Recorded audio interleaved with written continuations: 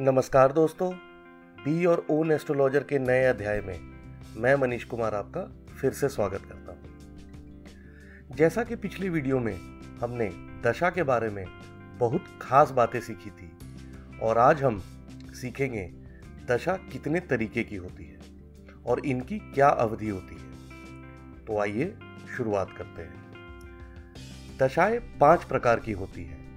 पहली महादशा, अंतरदशा, प्रत्यांतर दशा, सूक्ष्म दशा और आखिर में प्राण दशा।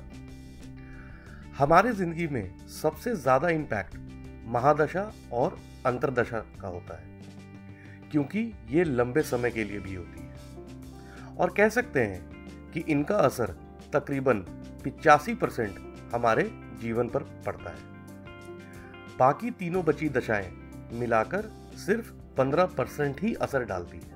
महादशा तकरीबन 10 से 20 साल की होती है। अंतरदशा 1 से 2 साल की। फिर आती है प्रत्यांतर दशा, जो कि 1 से 2 महीने की होती है। फिर आता है सूक्ष्म दशा, जो कि 1 से 2 हफ्तों की होती है। और अंत में प्राण दशा, जो कि मात्र 1 से 2 दिनों की होती है। अब मैंने यहां आपके लिए चार्ट प्रिपेयर किया है। इसमें आप देख सकते हैं कि सूर्य की महादशा 6 वर्ष की होती है। फिर आती है चंद्र की महादशा, जो 10 वर्षों की होती है। फिर आती है मंगल की, जो 7 वर्षों की होती है। फिर राहु 18 वर्ष, बृहस्पति 16 वर्ष, शनि 19 वर्ष, बुध 17 वर्ष, केतु 7 वर्ष और अंत में शुक्र 20 वर्ष। इनका यह सीक्वेंस एकदम फिक्स्ड होता है। आपके जन्म के समय ग्रहों की स्थिति के हिसाब से महादशा किसी की भी स्टार्ट हो सकती है, लेकिन सीक्वेंस कभी नहीं बदलता। एग्जाम्पल के तौर पर, अगर किसी जातक की जन्म के समय केतु की महादशा लगी हुई है, तो आंख बंद करके आप मान सकते हैं कि केतु के बाद इस जातक की शुक्र की ही महादशा 20 वर्ष के लिए चलेगी। फिर सूर्य की, चंद्र की, इसी तरह आगे।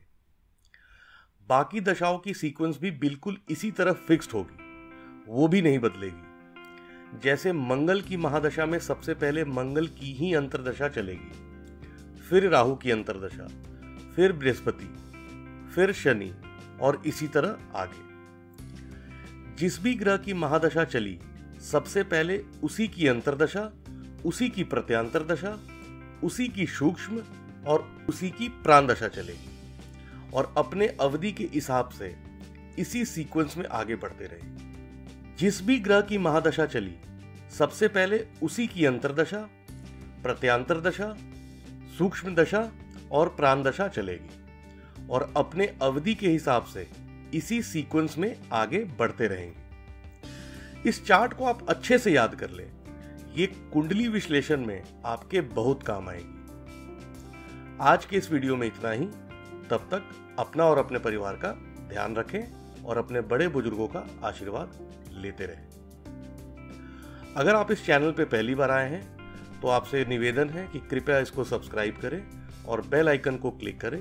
अपडेट आपको मिलते रहे।